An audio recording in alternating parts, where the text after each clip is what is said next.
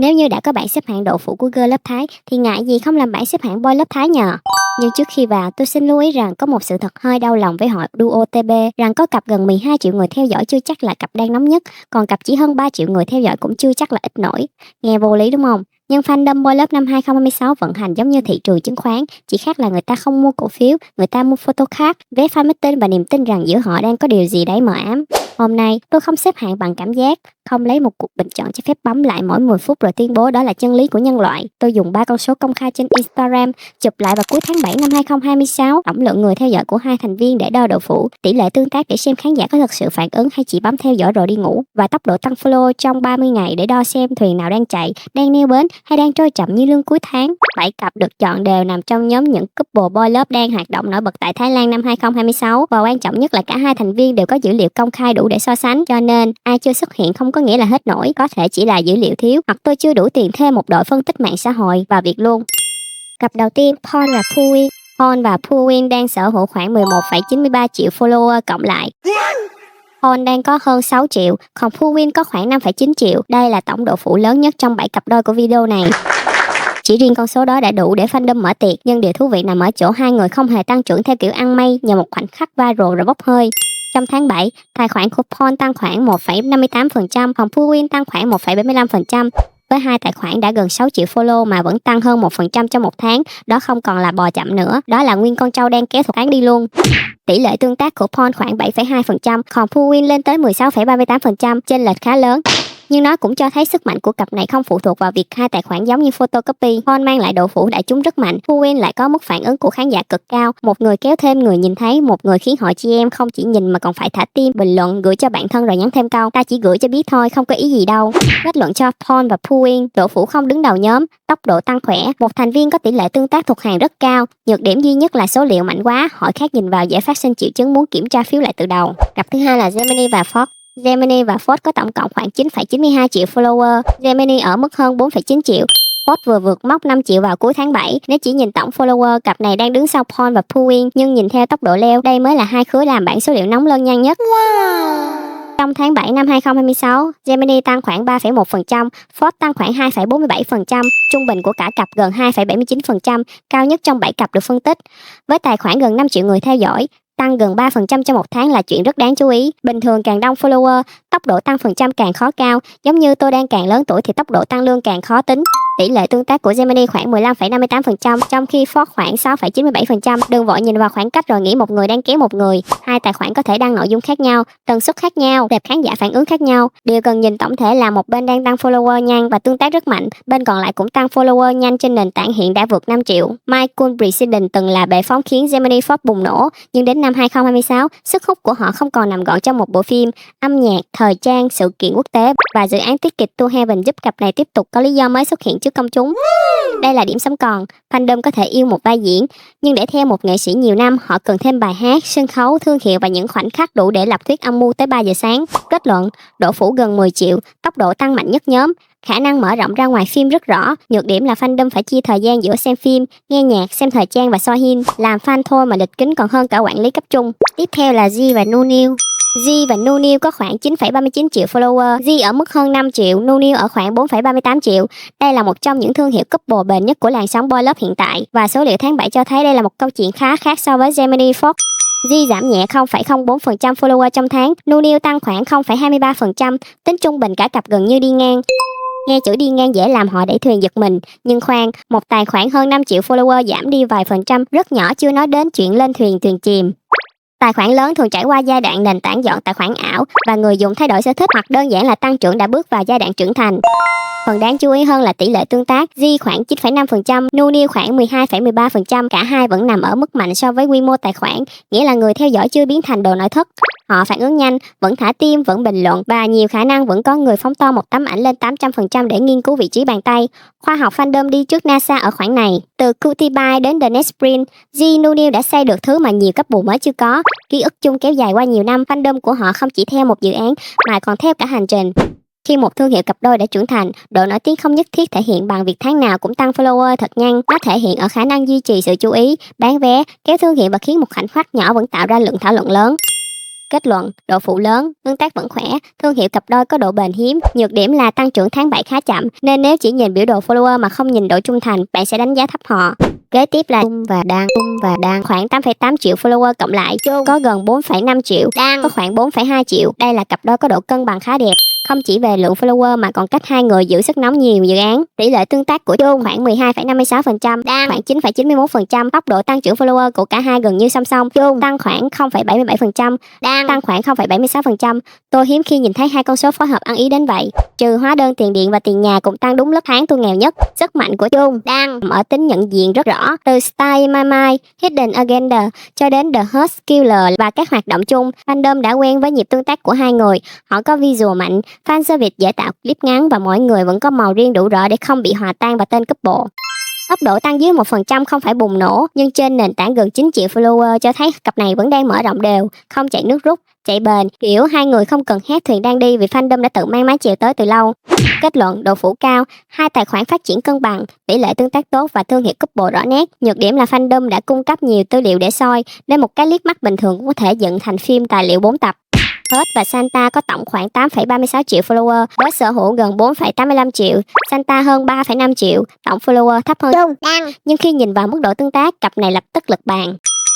Hurt có tỷ lệ tương tác khoảng 15,98%, Santa khoảng 15,66%, trung bình cả hai cặp là 15,82%, cao nhất trong 7 cặp của video. Đây là số liệu khiến nhãn hàng phải ngồi nhìn thẳng lưng. Follower là số người bước vào cửa hàng, còn tương tác là số người thật sự cầm sản phẩm lên, hỏi giá và gọi bạn vào xem. Tốc độ tăng tháng 7 của Hurt khoảng 0,79%, Santa khoảng 1,83%. Santa tăng nhanh hơn rõ rệt, hợp lý với nghệ sĩ đang hưởng lợi từ giai đoạn couple mới bùng nổ mạnh sau Perfect Ten Liar và tiếp tục có Love You Teacher. Hurt đã có nền người theo dõi lớn từ trước, còn Santa đang trong pha mở rộng nhanh, một người mang vốn nhận diện, một người đang mang đà tăng trưởng, ghép lại là vừa. Đây cũng là ví dụ rõ nhất cho chuyện tổng follower không kể hết câu chuyện. Nếu chỉ xếp theo độ phủ, Buzz Santa đứng sau 4 cặp phía trước, nhưng nếu hỏi cặp nào có fandom phản ứng mạnh nhất ngay lúc này, họ có lý do rất nghiêm túc để giành vị trí đứng đầu. Nghiêm túc tới mức tôi vừa nói nghiêm túc thì họ chị em đã cắt clip chèn nhặt tình cảm mất rồi. Kết luận, độ phủ lớn, tương tác cao nhất nhóm, Santa còn tăng follower mạnh. Nhược điểm là cặp này đang nắm lên mọi con số có thể thay đổi rất nhanh. Ai làm bảng xếp hạng hôm nay có thể mai mở Excel sửa lại trong nước mắt. Jin và Woo có tổng khoảng 6,6 triệu follower, Jin ở mức 2,65 triệu, Woo ở mức 4 triệu. Đây là cặp có độ trên follower khá rõ, nhưng lại cân bằng đáng ngạc nhiên ở tỷ lệ tương tác. Jin khoảng 11,35%, Woo khoảng 11,71%. Hai người cùng giảm nhẹ trong tháng 7. Jin giảm khoảng 0,21%, Woo giảm khoảng 0,25%. Nếu chỉ nhìn tăng trưởng, đây là cặp yếu nhất trong 7 cặp. Nhưng nếu từ đó kết luận Jin Woo hết nổi thì giống như thấy quán không mở thêm chi nhánh rồi bảo quán sắp phá sản, trong khi bên đó vẫn kín bàn. Jin Woo có lợi thế của một fandom lâu năm, hình thành từ lớp Mechanic và được làm mới mạnh bằng Jack Joker. Họ không còn ở giai đoạn giới thiệu hai người này là ai. Thương hiệu cặp đã có lịch sử, có ngôn ngữ riêng trong fandom và có lượng khán giả đủ trung thành để tỷ lệ tương tác của cả hai vẫn trên 11%. Điểm đáng nói là follower giảm nhẹ trong khi giữ tương tác cao, nó gợi ra một khả năng khá tích cực. Tệp người theo dõi có thể đang co lại một chút, nhưng phần ở lại vẫn hoạt động mạnh. Có 1 triệu người thật sự quan tâm, còn hơn 5 triệu người theo dõi vì lỡ tay bấm rồi không nhớ mật khẩu. Tôi nói vậy để an ủi cho trang cá nhân của mình đang có 17 người tương tác, trong đó có 3 người là họ hàng. Kết luận, độ phủ thấp hơn nhóm đầu nhưng fandom hoạt động bền, tỷ lệ tương tác hai thành viên rất cân. Nhược điểm là tốc độ follower tháng 7 âm nhẹ, nên cặp cần nội dung mới đủ mạnh để biến độ trung thành thành một chu kỳ tăng trưởng khác. Cuối cùng là tàu off-road.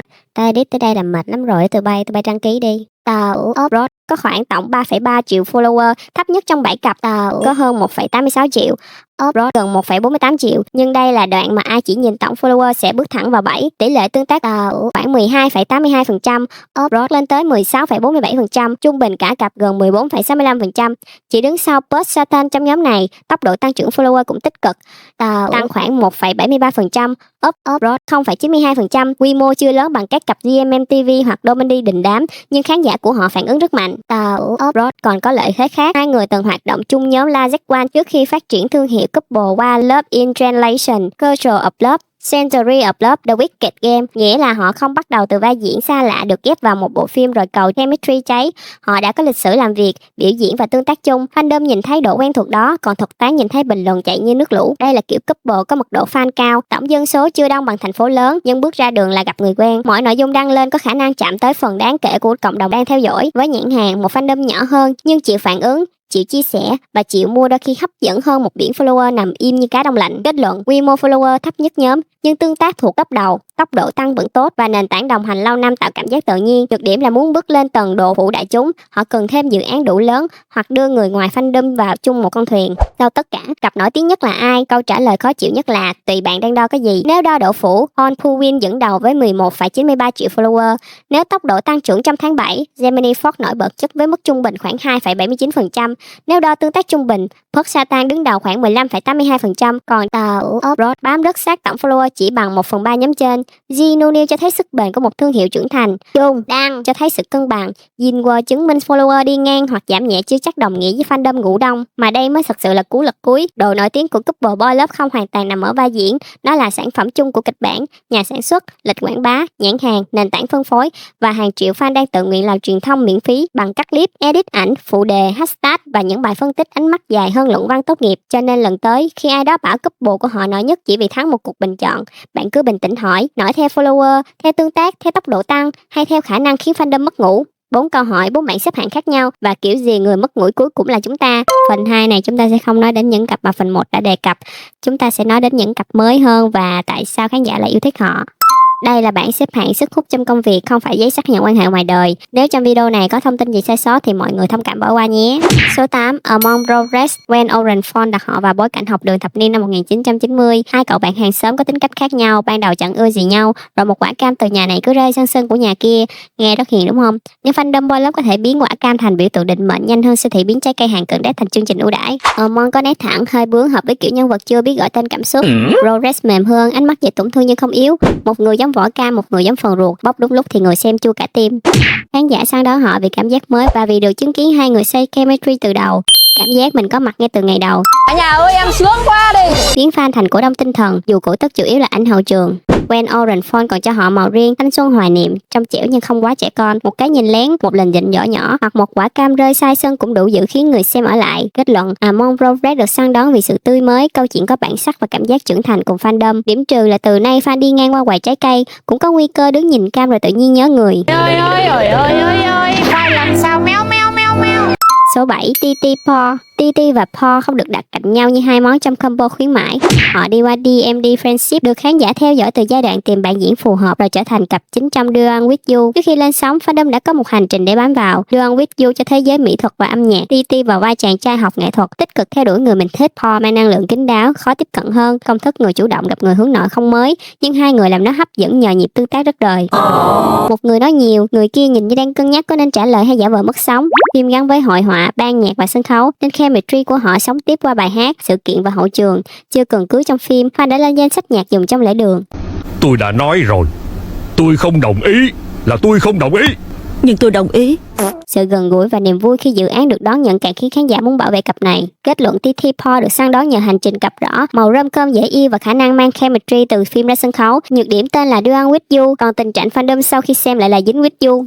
Số 6, Junior Mark. Junior và Mark là ví dụ của một cặp không bùng nổ chỉ sau một đêm. Họ cứ xuất hiện thêm một lần là khán giả lại thấy, ủa hai người này hợp dữ vậy.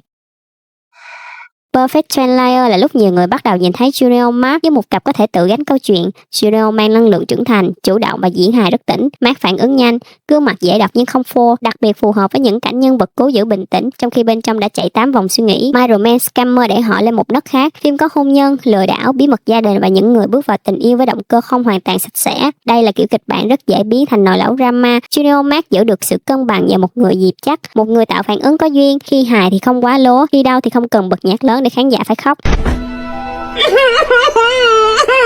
Fan thích họ vì nhìn thấy quá trình đi lên từ vai phụ cho tới cặp chính của phim và sân khấu riêng. Thành công này được xây dựng từng lớp, không phải công ty ngủ dậy rồi ghép hai người theo combo. 21 tiếp tục mở cho họ một màu mới. Cặp sống lâu không thể mãi mặc đồng phục chạy quanh trường đại học vì fan đã tốt nghiệp và đang bị trưởng phòng gọi tên. Kết luận, Junior Mark được săn đón vì hành trình thuyết phục, diễn hài lẫn cảm xúc đều chắc và liên tục được fandom đổi màu. Điểm trừ là tên My Romance Scammer đã cảnh báo rất rõ, nhưng fandom vẫn tự nguyện đưa cả trái tim lẫn tiền vé. Số 5, Earth và Mid không còn ở giai đoạn phải chứng minh họ có chemistry hay không. Họ đang chứng minh một cặp lâu năm có thể lớn lên mà không biến thành bản sao của chính mình. A Tale of Thousand Stars tạo nên bằng thiên nhiên, trách nhiệm và tình cảm trưởng thành. Moonlight Chicken đưa họ vào đời sống của những người lớn mệt mỏi, có công việc, quá khứ và lựa chọn không hề gọn gàng. Ocean Love Thái Lan kéo họ sang màu hài, còn Only Fan Bring On đặt họ vào một mạng lưới tình cảm. nơi ánh mắt không chỉ dùng để yêu mà còn dùng để nghi ngờ, giận và chuẩn bị nói một câu khiến cả phòng mất vui. Cupid gót lại cho họ một bối cảnh siêu nhiên pha hài, một người làm trong không gian gắn với tang lễ, một người sợ ma. Biên kịch đã đưa Up Mid vào đúng hoàn cảnh fandom thích nhất. Hai người trưởng thành đứng gần nhau vì một lý do rất vô lý. Khán giả săn đón Up Mid về độ tin cậy, dù kịch bản cho họ làm nông, bán cơm gà hay là nói chuyện với ma, hai diễn viên vẫn khiến mối quan hệ nhân vật có lịch sử. Ngoài phim, cách họ trêu, cãi và nhắc chuyện cũ tạo cảm giác thân thuộc hơn 100 câu thả thính học thuộc. Kết luận, Up Mid được săn đón nhờ độ bền và khả năng diễn tình yêu trưởng thành và sự thân thuộc không cần cố phô. Nhược điểm là fan theo lâu tới mức mỗi lần họ cãi nhau trên livestream, khán giả không hoảng mà chỉ xem ai là người xuống nước trước. Pao và Dream là kiểu thuyền đã đi qua đủ nhiều mùa để fandom không còn hỏi có cập bến hay không. Fan chỉ hỏi là chuyến tiếp theo sẽ đi đâu và có bán photobook kèm vé hay không. Sức hút bắt đầu từ Win và Team Until We Meet Again. Họ không phải là cặp trung tâm nhưng phản ứng giữa hai nhân vật đủ mạnh để khán giả đòi thêm. Betrayed Us ra đời từ chính sự chờ đợi đó. Fandom đã đi cùng họ từ vai phụ được yêu thích tới câu chuyện riêng. Khoảng chờ đôi khi làm người ta mệt nhưng cũng tạo ra một thứ khó mua bằng quảng cáo, ký ức chung. Pao có visual chắc, khí chất chủ động, học kiểu nhân vật trông như đã kiểm soát mọi thứ. Dream mềm hơn, bình tĩnh và có cảm giác an toàn. Đặt cạnh nhau, họ tạo nên một thế giới đối lập quen thuộc nhưng hiệu quả. Một người nhìn như nguy hiểm, người kia nhìn sẽ nhắc người nguy hiểm đó uống nước đúng giờ. Revamp đưa họ sang thế giới ma cà rồng và giả tưởng. Plan B to You tiếp tục đổi nhịp bằng mô típ từ đối đầu tới tình yêu. Khán giả không chỉ chờ Pao Dream xuất hiện lại, họ muốn xem chemistry quen thuộc hoạt động ra sao trong trò chơi mới. Fandom Pao Dream trung thành nhưng cũng đủ khó tính. Họ muốn cẩu lương nhưng còn muốn vai diễn tử tế và hai diễn viên được thử sức thật sự. Kết luận, Pao Dream được săn đón nhờ ký ức chung dài, màu cặp rõ và khả năng kéo fan qua nhiều giai đoạn. Điểm trừ là fan đã chờ đủ lâu nên gặp trailer mới sẽ phân tích từng khung hình như hội đồng nghiệm thu công trình.